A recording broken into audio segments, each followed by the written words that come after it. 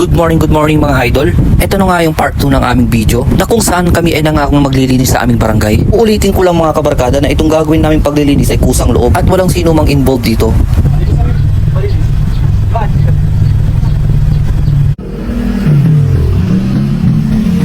At yun na nga mga idol, kasama ang Quadro Squad, nandito na kami sa lugar ng paglilinisan. Nakikita nyo naman sa video ko barkada na sobrang lalaki na ng mga puno dyan. Kami po ay humingi ng taus-pusong suporta para sa mga ganitong video. Kasi hindi lamang ito ang aming gagawin, tuloy-tuloy po ito mga idol. Kaya humingi po kami ng kaunting suporta sa pamamagitan ng pag-follow, like and share sa aming mga video idol. Ang hangarin lang namin mga idol ay makatulong sa ating barangay sa pamamagitan ng gantong mga gawain mga ka-idol.